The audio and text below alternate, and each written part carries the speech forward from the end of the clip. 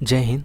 आज इस वीडियो में बात करेंगे दिल्ली पुलिस हेड कांस्टेबल के लिए जो रिक्रूटमेंट आई है उसकी हम लोग कंप्लीट सिलेबस का एनालिसिस करेंगे। पूरा सिलेबस जानेंगे कि इस परीक्षा को पास करने के लिए कौन कौन से चीज़ों को कौन कौन से टॉपिक्स जितने भी हैं आपको पढ़ना पड़ेगा और वहाँ से कौन कौन से क्वेश्चन बनते हैं वो सारा चीज़ वीडियो में कवर करेंगे। तो चलिए फिर आगे बढ़ते हैं बिना किसी देरी के। और किसी चीज़ को लेके आपके उनको कोई डाउट होगा, अगर कोई चीज़ समझ नहीं आता तो वो कमेंट सेक्शन में कमेंट ज़रूर करेंगे। तो चलिए आगे बढ़ते हैं। आगे बढ़ूँ इससे पहले जो आपको जो दिल्ली पुलिस हेड कांस्टेबल का जो मोटा मोटा एग्ज़ाम से रिलेटेड कुछ कुछ चीज़ें हैं वो मैं पहले बता देता हूँ। उसके बाद हम लोग जो डीप एनालिसिस करेंगे जो इसका सब्जेक्ट जो सिलेबस रहने वाला है। तो यहाँ पे रिक्रूटमेंट बॉडी की अगर हम बात करें तो स्टाफ सिलेक्शन कमीशन की ओर से ये पेपर जो है ऑर्गेनाइज कराया जाएगा। और उसके बाद रिक्रूटमेंट में Delhi police head constable recruitment 2022 की वैकेंसीज है, इसके सिलेबस हम लोग डिस्कशन करेंगे।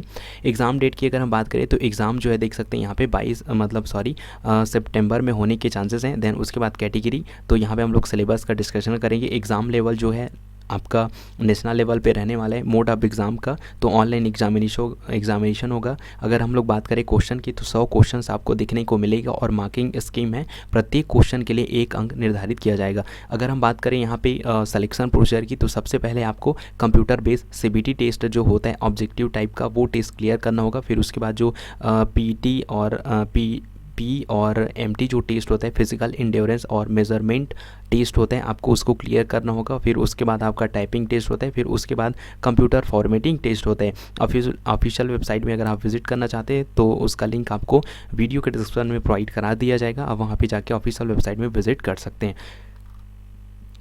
तो ये तो हो गया मोटा मोटा फैक्ट जो आपको जानना चाहिए था आपके एग्ज़ाम के बारे में। और यहाँ पे और कुछ चीज़ें दी गई हैं, आप उसको पढ़ना चाहते हैं पढ़ सकते हैं।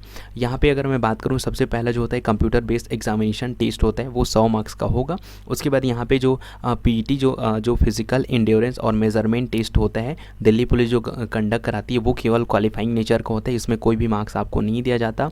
उसके बाद लेकिन जो टाइपिंग टेस्ट होता है दिल्ली पुलिस में उसमें 25 मार्क्स का आपका एग्जामिनेशन होता है। तो आप इस चीज़ का ध्यान रखिएगा। और ये जो है 1/4 है ना, 1/4 जो है मार्क्स होता है। 90 मिनट का आपको टाइमिंग दिया जाता है। प्रत्येक क्वेश्चन के लिए 1 अंक होता है और इसमें माइनस मार्किंग होता है। आप इस चीज़ का बहुत अच्छे से ध्यान रखिए। इसलिए जितना आपको आता है उतना अटेम्प्ट करिए। किसी में आप अगर आपको डाउट्स वगैरह होते हैं तो आप गलती से भी उस क्वेश्चन को टिक मार्क्स ना करें, क्योंकि जो बना बुनाया रहेगा वो भी मार्क्स आपका जा सकता है। अब यहाँ पे हम लोग बात करते हैं, यहाँ से मेजर चालू करते हैं हम लोग सिलेबस के बारे में। तो देखिए यहाँ पे आप लोग देख सकते हैं part 1, part A, part B, part C, part D और पार्ट ई। तो यहाँ पे आपको 5 जो सेक्शन है उसमें से क्वेश्चन देखने को मिलेंगे।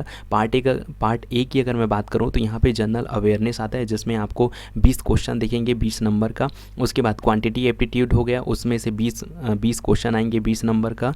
जनरल इंटेलिजेंस, तो जनरल इंटेलिजेंस से जो सवाल पूछे जाएंगे 25 क्वेश्चन देखने को मिलेंगे और 25 अंक का होगा। इंग्लिश लैंग्वेज से 25 क्वेश्चन आएंगे 25 अंक के। उसके बाद जो कंप्यूटर फंडामेंटल्स है उसमें आपको 10 क्वेश्चन देखने को मिलेगा 10 अंक का। इस प्रकार से टोटल 100 क्वेश्चन हो जाते हैं और 100 मार्क्स का यहाँ पे पेपर होता है। और यहाँ पे इस क्वेश्चन को सॉल्व करने के लिए आपको 90 मिनट का टाइम मिलने वाला है। ओके, सो आगे बढ़ते हैं यहाँ पे। और फिजिकल यहाँ पे जो फिजिकल है मेजरमेंट उसको बताने की ज़रूरत नहीं, क्योंकि मैंने जो इसका फर्स्ट वाला पार्ट बनाया था उसमें मैंने ऑलरेडी वो सारा चीज़ कवर कर दिया है। तो रिक्रूटमेंट का जब मैंने नोटिफिकेशन को आउट किया था बताया था, तो उसमें अगर आपने वो वीडियो नहीं देखी है तो वहाँ पे चैनल पे जाके आप लोग देख सकते हैं। बाकी यहाँ पे अगर हम बात करें इसका डीप एनालिसिस अगर हम चालू करें तो सबसे पहले देख सकते हैं जनरल अवेयरनेस में।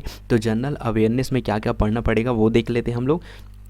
तो यहाँ पे अगर मैं बात करूँ जनरल अवेयरनेस की सिलेबस के बारे में तो यहाँ पे आप लोग देख सकते हैं सबसे फर्स्ट हो जाता है अब्रेविएशन का, है ना, एब्रीविएशन का। उसके बाद साइंस में आपका इनोवेशंस एंड डिस्कवरीज हो जाएगा, है ना, यानी कि जो खोज होता है वो और किसने क्या इनोवेशन किया, किसने क्या बनाया या फिर उत्पादन किया वो हो गया। उसके बाद करेंट इंपॉर्टेंट इवेंट्स हो गया, करेंट अफेयर। उसके बाद यहाँ पे देख सकते हैं आप लोग, देखिए ये जो करेंट इंपॉर्टेंट इवेंट्स है ना वो कहाँ पे क्या क्या चीज़, आई होप आप लोग जो मैं कहना चाह रहा हूँ वो समझ रहे होंगे। तो करेंट इवेंट्स में, इंपॉर्टेंट इवेंट्स में जो महत्वपूर्ण जो आयोजन होता है उसके बारे में। उसके बाद करेंट अफेयर्स में आप लोग देख सकते हैं नेशनल और इंटरनेशनल दोनों पढ़ना पड़ेगा। उसके बाद जो है ना अवार्ड एंड ऑनर्स हो गया। उसके बाद इंपॉर्टेंट फाइनेंशियल, उसके बाद इकोनॉमिक न्यूज़ आपको कवर करना होगा, बैंकिंग न्यूज़ कवर करना होगा। उसके बाद यहाँ पे आप लोग देख सकते हैं ना इंडियन कॉन्स्टिट्यूशन पढ़ना होगा, बुक और ऑथर का नाम जो होता है वो पढ़ना पड़ेगा। उसके बाद जो इंपॉर्टेंट डेट्स और जो इंपॉर्टेंट डेट्स होता है और डेज होता है आपको उस चीज़ को बहुत अच्छे से कैटेगोरिकली पढ़ना होगा डेडिकेटेड हो गए। उसके बाद यहाँ पे हिस्ट्री हो गया, उसके बाद स्पोर्ट्स टर्मोलॉजी हो गया, जियोग्राफी हो गया, सोलर सिस्टम हो गया और इंडियन स्टेट एंड कैपिटल्स हो गया, उसके बाद कंट्रीज़ और करेंसीज। तो इतने सारे टॉपिक 17 टॉपिक जो है आपको जनरल अवेयरनेस में पढ़ना पड़ेगा। उसके बाद यहाँ पे अगर हम बात करें इंग्लिश में, तो इंग्लिश में यहाँ पे आप लोग देख सकते हैं, तो इंग्लिश में यार आपको टोटल जो 25 मार्क्स का क्वेश्चन आएगा, 25 क्वेश्चंस आएंगे। तो इंग्लिश में टोटल आपको 23 सब्जेक्ट्स जो हैं आपको पढ़ना पड़ेगा। 23 टॉपिक्स हैं, जिसमें पहला हो जाता है आपका रीडिंग कम्प्रिहेंशन हो गया, फिर जम्बल्ड स्टेटमेंट हो गया, तीसरा हो गया फ्रेज एंड रिप्लेसमेंट हो गया, उसके बाद जो फोर्थ है स्टेटमेंट इम्प्रूवमेंट हो गया, फिर क्लोज टेस्ट हो गया, फिर फिल इन द ब्लैंक्स हो जाता है आपका, उसके बाद रॉन्ग स्पेल्ट हो जाता है, उसके बाद इन्फिनेटिव, जीरंड और पार्टिसिपल हो गया, उसके बाद आइडेंटिफाई द सेंटेंस पैटर्न हो गया, फाइंड आउट द एरर हो गया, फिर वर्ब पढ़ना पड़ेगा, नाउन्स है, आर्टिकल्स है, वॉइस है, एडवर्ब्स है, डायरेक्ट एंड इनडायरेक्ट स्पीच है, उसके बाद सब्जेक्ट वर्ब एग्रीमेंट है, कंजक्शंस है, टेंस है ना, उसके बाद आपका फ्रेजल है, वर्ब्स है और इडियम्स एंड फ्रेजेस हो गया, सिनोनिम्स एंड इंटोनिम्स, उसके बाद वन वर्ड सब्स्टिट्यूशन। तो यहाँ पे ओवरऑल आपको इंग्लिश में टोटल 23 टॉपिक्स हैं जिनको आपको एग्ज़ाम, अगर आप चाहते हैं कि आप दिल्ली पुलिस जो हेड कांस्टेबल के लिए वैकेंसीज आई है, अगर आप उसको क्रैक करना चाहते हैं तो इतने टॉपिक्स को आपको हर हाल में कवर करना ही होगा। उसके बाद यहाँ पे देख लेते हैं रीजनिंग में। तो रीजनिंग में जितनी भी बेसिक चीज़ें हैं जो अभी तक आप जो एसएससी की पहले से तैयारी कर रहे हैं उनको पता ही होगा कौन कौन से टॉपिक पढ़ना है, लेकिन हम लोग बना रहे हैं सिलेबस का वीडियो डेडिकेटेड होकर बना रहे हैं, तो बताना बनता है। यहाँ पे आप लोग देख सकते हैं नंबर हो गया, रैंकिंग हो गया, टाइम एंड सीक्वेंस हो गया, उसके बाद है ना दूसरा टॉपिक हो जाता है डिराइविंग कंक्लूजन फ्रॉम पैसेज हो गया, उसके बाद लॉजिक है ना, लॉजिकल सीक्वेंस ऑफ वर्ड्स हो गया, अल्फ़ाबेट टेस्ट सीरीज हो गया, अर्थमेटिकल रीजनिंग हो गया, सिचुएशन रिएक्शन टेस्ट हो गया, कोडिंग डिकोडिंग हो गया, डायरेक्शन सेंस टेस्ट हो गया, एनोलॉजी हो गया, उसके बाद डाटा सफिशिएंसी हो गया, क्लॉक एंड कैलेंडर्स हो गया, स्टेटमेंट कंक्लूजन्स हो गया, उसके बाद लॉजिक वेन डायग्राम हो गया, स्टेटमेंट आर्ग्यूमेंट्स हो गया, उसके बाद है आपका इंसर्टिंग द मिसिंग कैरेक्टर्स हो गया, उसके बाद पजल्स हो गया, अल्फ़ा न्यूमेरिक सीक्वेंस हो गया, है ना।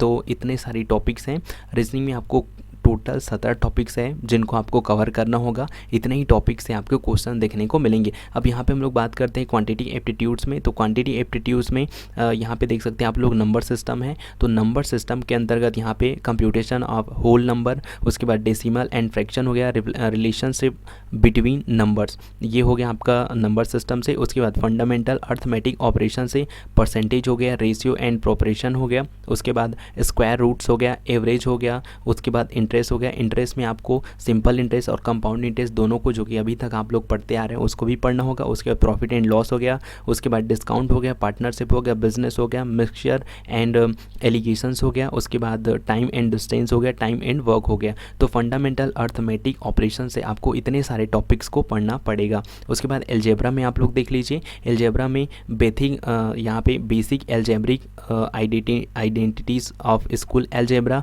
And elementary search simple problems है and graphs of linear equations. तो ये आपको एल्जेब्रा में पढ़ना पड़ेगा। उसके बाद जियोमेट्री में देख सकते हैं आप लोग फैमिलियरिटी विथ एलिमेंट्री है ना, यहाँ पे जियोमेट्रिक फिगर्स एंड फैक्ट्स हो गया। उसके बाद आप लोग देख सकते हैं पांचवा टॉपिक है ट्राइंगल का। तो ट्राइंगल यहाँ पे आप लोग पढ़ सकते हैं ना, triangle and its various kind of centres हो गया। तो यहाँ पे ट्राइंगल्स हो गया, सर्कल्स हो गया, मेजरमेंट है ना यहाँ पे, उसके बाद मेजरेशन हो गया, उसके बाद ट्रिग्नोमेट्री हो गया, स्टैटिकल कैरेक्टर्स हो गया। तो इतने टॉपिक्स हैं जिनके अंतर्गत और सब टॉपिक्स दिए गए हैं जिनको आपको पढ़ना पड़ेगा।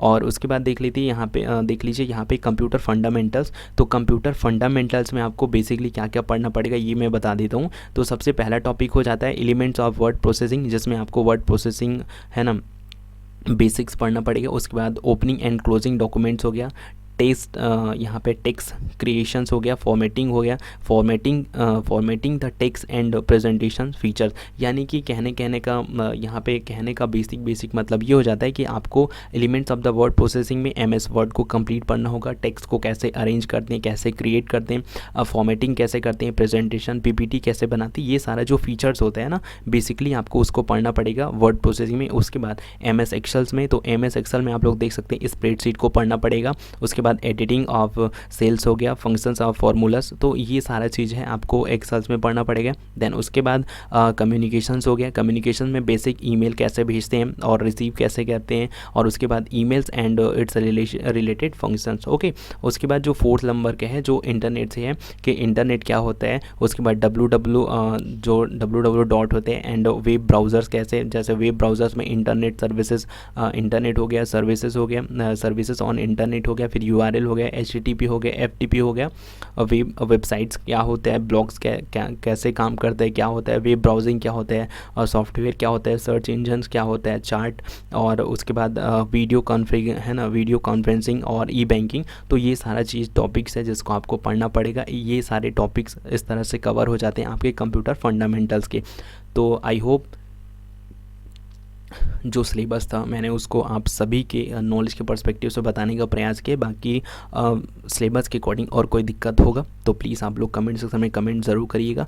बाकी आपके मन में और कोई सवाल या फिर सुझाव हो तो प्लीज़ आप कमेंट सेक्शन में ज़रूर राइट डाउन करिएगा। मैं आपके सारे सवालों का जवाब देने का प्रयास करूँगा। तो चलिए मिलते हैं नेक्स्ट वीडियो में, तब तक सबको bye bye, have a great day, जय हिंद, वंदे मातरम।